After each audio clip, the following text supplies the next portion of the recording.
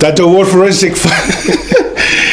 sila mai sina o tonga ta waru ngai ma fa so la te vatu sina o tonga mai sa no nga le fionga minister ole o tu be mo wala tu no revenue ya le fionga ya pa unga te matavu itala le pa ilana fa mani no ina ole sa o so enga le wa leva na tato fa tali ya o si mai lo fa fonga ya le play na tu wa fi filial mato committee fa tase male Ministry of Finance ira ia mato to ilo le potile tu sai male mafuanga o ta oto mai ai le finangaro o kabinete taluai wale mfailo fai se fai unga ina wa mato ilo le pot ia mai sila fia foi peseta o le tato audit lea ono fa longo fa mai miliona le tu penaluai le ai Samoa ele ato se miliona au tau mantu atu na o se ono se lau wafe mon tupu tu pesa alu ai tongi o tato o kika ia po so tusia paulo tu pesa alu ai le el so tusia ai se le saole tala fa pe miliona tala le ai o se sena tala ina le ono se lau mon tupu wafe tala Samoa sa to tongi le tato company so tusia ai a fikala ai a fai e tolu sfulu item sa ave ai ai fili la tolu sfulu tolu lo inga tele se vai ngali o se su enga a wala va fa morning o vaenga o lo fi maning no ele ka tato fainga malo ina o mato su tu le lipot o le mato ai tele la issues po mea o nga ia o lo la pe ai fa punga la tamai la pe ai tu langa o lo fa tau no inga luenga al tato malo Samoa ai ole o mfaino fale o atuni vaenga onga ina isi fiele martelo la tunu o le vaenga mo lawa ele ai ni records tele vaenga ia o lo fata tali o kika o avere tu si le tato ia tato ministry sia ma tato SOE sia e mai tato records po fa maunga o me ta o li city ia po mo documents o invoices o me fa pena ele mo e so tusi vai ngaia o vai nga na mo o vai nga lona lua e tele li poti o lo tapa ele so tusi ele mo se li poti sfata te nga li poti le ta o le feasibility study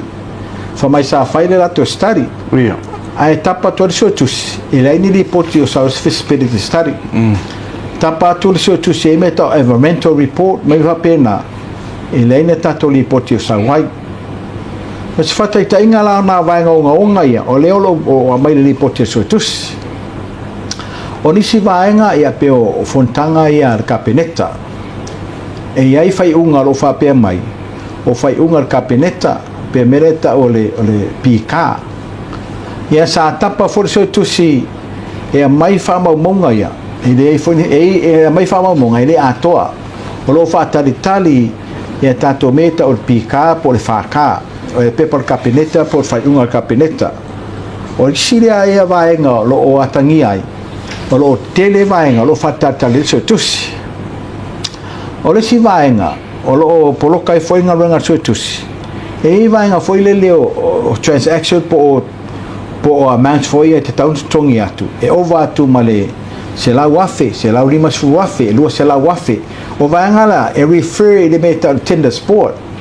ai manga le so tusi ele yo o vaenga ia ele tender sport lo winga ele approve tender sport ai ese tangata ia sa approvinga o fate ta inga la ia o le e mateo titiro e fishing onga o me lo tu lai male li pote so tusi o isi vaenga sa mato maua e ai a vaenga e sfumar toru sa soe ele ai ni li poti tupe patino lava lo mai i matanga luenga po SOE sia lo asia ele o mai ai o lo no winga ele ese financial report po se tala tupe o lo ngal lue ai committee so tusilia ele fata uno la tonga luenga e fai singa onga vaenga ia ina ia manino o tato tunu o fata ita inga la o me sa mato mawaina tono li poti o le sa e lo se to file committee mamato e fai sin tele o me le tupu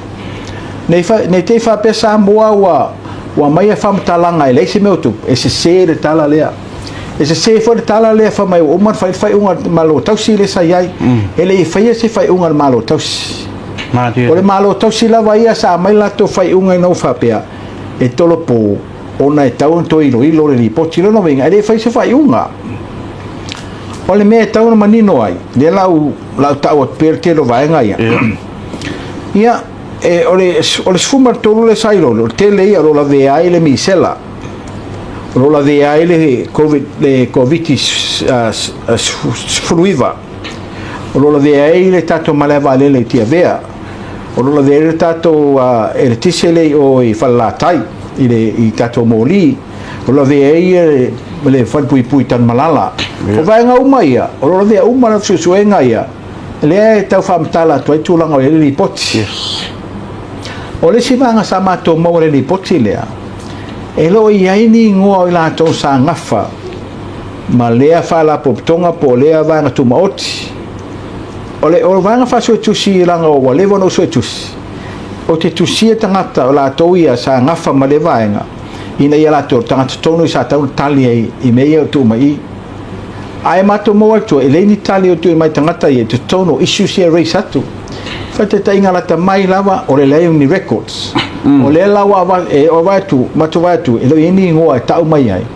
e lo tali tangata ia me la tau fona tu le avanoa i tangata ia e tali me ia ne te utu ia la to a le avanoa fa so tu si ave le avanoa tali mai ai i le fona la to fa mamlama vaenga le o race mai po a mai le ni pote so tu si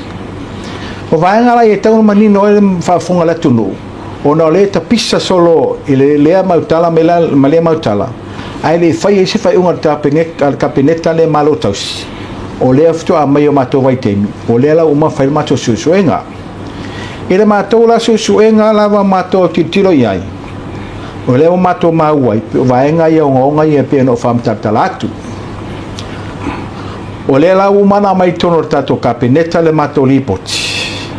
maro sila fia o le sistepu le o tula iai o na ave lo le mato ia ira to tonu lava e ngafa ia i fai unga e fai e me alo fai mato fai unga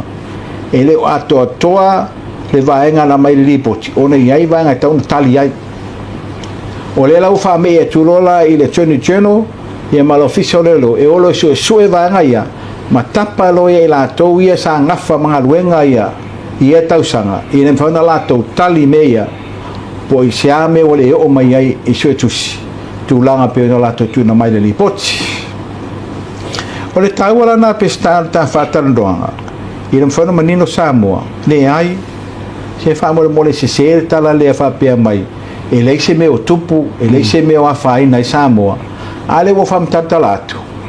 o mea tonu ana o poloka i tato lipoti lea o le o ngā luenga whasue tusi o nei tele whamau maunga tele lipoti tele vaenga lo fatatale tutsotus ai le mo mai e si le foi ngalo nga faso tusi a fa pe tatela tusi ai se me fa mo ngai le sa to tongi tupelea ai le se record po se fa mo ngai fa mo ni vaenga le martangata na saini ai martangata na ioea martangata na approvinga e tau mai e le nga vaenga le e lo sao o la fam talanga la pesta ma le fa fonga malo Samoa e se le tau al vaenga i whamanino e tūlanga i o ngonga ia i na mwhauna manino le tato tunu tūlanga o ta oto ai le tato li poti te teimi nei i le sila fia Samoa nei te ua misi au tia i le li poti le sa whai le teimi le au i le malo tausi e le whaupunga sa sau le lato li poti le sa mai e le aini vaenga i le li poti e atangi ai o lo i aini whaitu au poni me se se ia ona o le lipoti le e fua lava me sa ai so tus mata le foi o le lipoti le e fua e me sa ai so tus ai le anga le e le vai so tus e le ni records le ni lipoti le ni fai unha faka le ni me ai a le ni me ia mo le fai unha so tus ai le lipoti muli la so tus o auto si la mai sa mo e fai sil mafia fia le lipoti e lua lau pepa le lipoti so tus le na matvai o le fai unga le fai mai ai ana ma fai ona mato maua uma fa mau maunga ia ma records ia ma lipoti ia ua ma fai ona mato fai unga manino lava i le so ngā tusi lea pa e le ma fai na lato fai unga ona o lea o lo whaatalitali pea po wheo tātia ai ia tātou rekordia ma li potia ma mea uma le lasa fasile so etus lau fionga e sa noa pesta lafta lato se ero sa o le whau ia o le nā ua watu le o tonga ia o nisi awa henga ia lea e umatoe whaiaila tala nonga ma le o lo whaia whaatala nonga ia o le toe whamani nonga whalau i tele le ia taua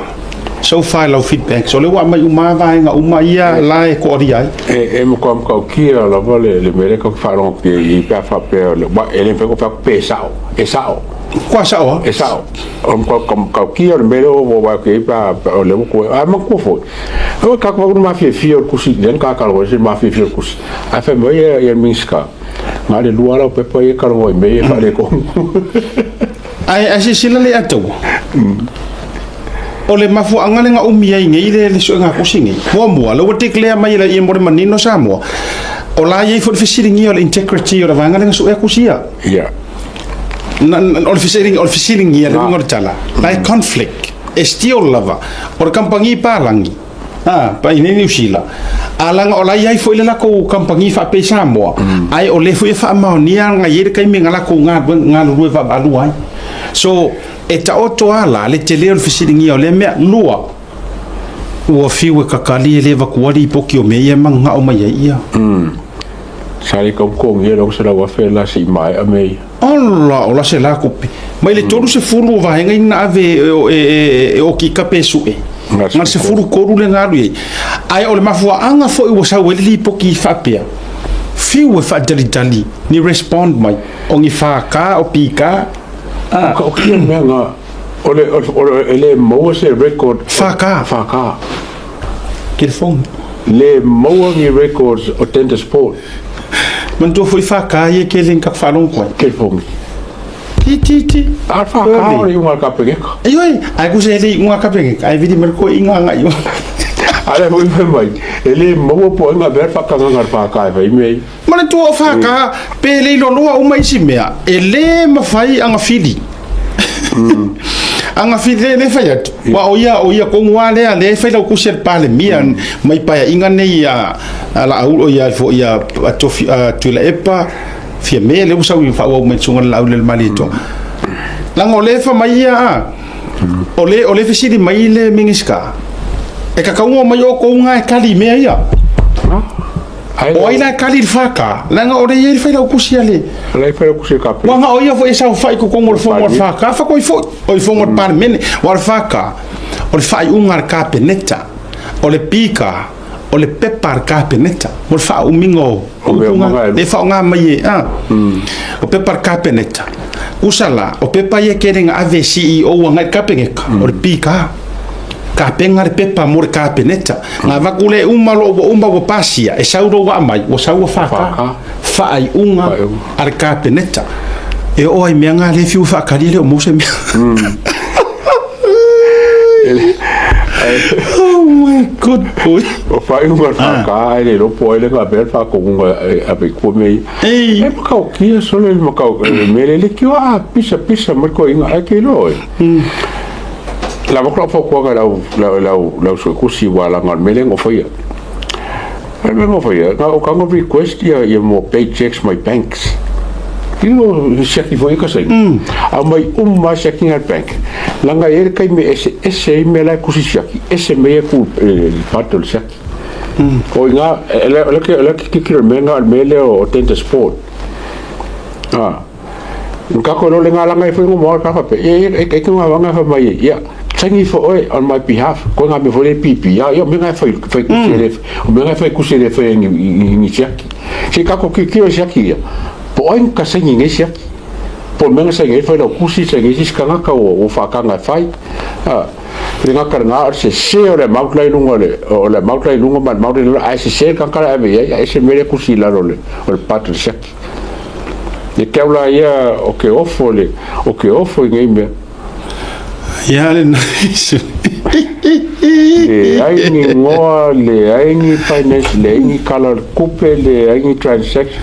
kape ni kalmero ke ofo le ai ni records ole misela ola foi le tala wa manda ya le wa avele attorney general ma leo e te sirfiele e taua e olo i kamaya ai wala le so foi au tatu tala no ai ono tatu taimi congratulations e le fionga ya maunga Precious Chang o le so ana le la sa fa tau toi nai le fionga ile lo ya silia le tatu tuno so itu langa mai foi ya sua Helen le sa avea ma lo ya sili ya le wa pale mai ia le fionga ile lo ya sili le tatu tuno ya ele to fa ilo ina foi lona sao le tulanga foi o le tawava meina le ngata foi. She is one of the top defense lawyer i tono Samoa ya ai o le tulanga foi le pale mai o le vainga fa ufai ya ele tawa fesilingia le vainga le ya o le sola le sa fa ya ile tulanga fa tonga ya na fu ilunga government page le tele lava ona inisi o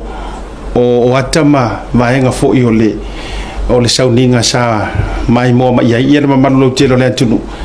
fa tele ai o le winga wo fa to la utala le atawa tu sa e o lo lai le tuni cheno ma leo wa kaunga ko trace uma malis ko kele leng sa ngoi le miska ko kelo ngisi wo ko fa nga ruenga le wo esema ko va ko iwe ya o le tūlanga na nāle o poro ke ki siringa o ngāre ko whanau ki ei o le whangangi o le mara walele ki a bea which e la e a fiere whaka a fiere mei o tenta sport le poro ke ki lea ko whako ka o le EPC po le whangangi o le kise i whalakai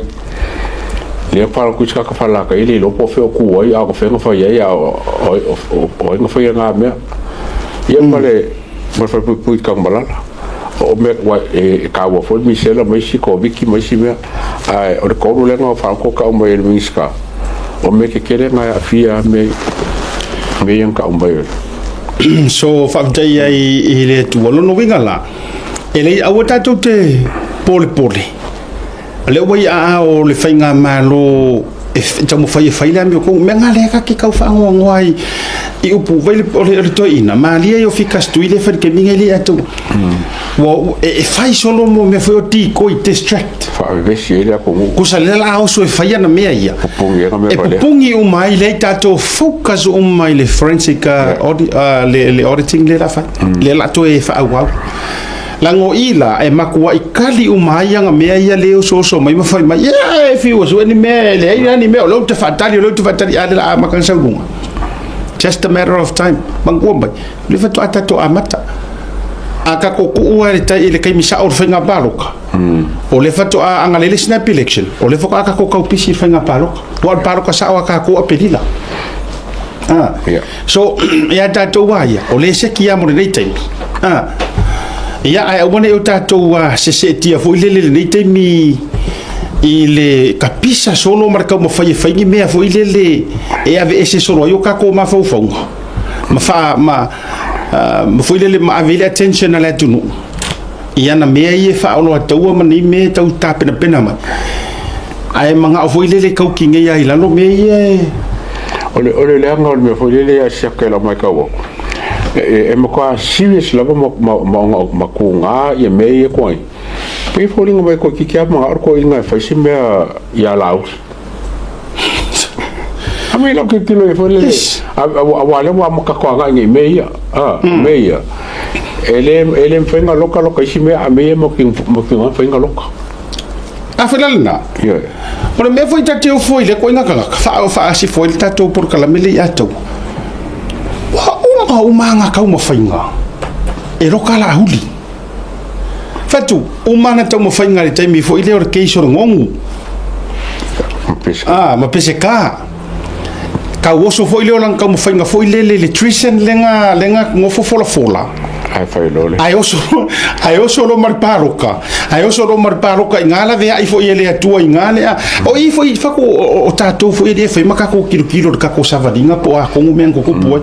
a to sila nei i kaiming ka pule ko inga e tongi tu lo fa ngale pule e tongi la uli fa pui pe la fo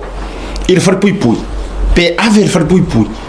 sole ko lu se lau mong kupu mo lianga le ngongu wanga amaka o pese ka vai fo mara audi ai o ma enga o ia malanga vaenga fa au fai malanga fai nga malo HRPP versus la audi tongi o mai fa fo nga me fa sao mai wala nga saka kawanga kiuti la audi ingi ngai mo lianga ai o manga enga makua fo ile fa hali le mi o tonu ina le tu sau le kai mi o fa nga pa ro ko ile kulango le mori fo ile afi mori mana to mai o le afi mori le nga fa mo pusa ai sa le ama le anga mau kala fai de so en komiki so en mi nga ka loa fai o le mena tu e tau pa tu na po mo kudi ai fa ma vai ai ku lunga ai fa o sofia le nga pa ia ya la audi ku e lunga volunteer ai fa ma vai wa anga kudi e pengi ye dem fenga ru paro kala audi la ngala e anu ale mo le suspension ai nga ku la ia lunga fa ma vai ko e kava ma ye nga ia le meranga ma ai to ngo foto e faile mele na faile treason fa mai e fo ia ku noa ifi e ma fia me ma la audi mo no va ai uma enga ele a waile ku sau fia me ia le lei ko kom foi fia me ko ngira aul fa pui o fen ko pui nga me le se me le ai fa ali al fa ma hong yo le tu ngi kai le fo so au le fo so ko au vai ka ko ia ko kusa ma va rasi o le mama oka ese maku ku fa ku la kala wa le bopa wa ingi ko inga ka ku rusa mo fa to le matutua ale le ko fo i poa inga o wala si aru le cha pipi pero sa mai mor kai mi tu no le atawa mai mor kai mi o le matua mai ma wa o fa pe o leina nei na pole meta ti alo fa tau ainga ma le nu ma mai wa ka e ka wo fo e la fa matala mata nga wa uma e ia le fo le vala wa le ko i longa so i fualu ai ta pisa ya ma ula ya ka nga ka ia me nga ke ngu fa o le me fo le nau te o foi ile fo ile ma fau no loko ngi ko inga kanga kala avea le porkiki mar fia fai kupe mar manga o kupe e o foi fai nei to inga me fa pe fa si fo no la utala le ai o mai kai minga e fiu e kau ko ngir ko inga fiu e tau foi se me ro kai la audi ai nga o le expose mai yo la to i me ai o le asa ungi ro kai ro malako ya utato vai la tato o la utala foi le e fiu fo i lei a tau e kau whaolo a kau ma corrupted whamasingonga e o aku lo fo yo whamasingo o mai e whafonga e tahua langa ile o kongia kua o kufua kanka soifua na pawana me e kako o nga o kofinga nga o kose e ai whafonga mai o tau whamasino le tatu utunu a whai o yenko kau pule nga ko ke kau corruptinga le system e toi a pili e o tau upumongianga e sola le amio leanga ai ko kuri loinga ioi po fea la to te sola ma o hafo e to fofonga ele nga malainga kulo ele fa puta fa tu la men tu po stasi fo fam sino sili mo ala le menga ya inga alu la mo ku ya no o hafo le temi to fa ma vai mo wo ku nga ya o me foi la na tu bu ya auto ya fa masino le wa va tu ma to fo tu nga le tu nu iyo e o vakuru mako ku alalo au angi o ko ma fau ko ke corrupting me ia mako ko mo fai se fai unga leanga ai makaka u ia mako fe ile ku o ko nga o mo ko finga mo ngi kai me fa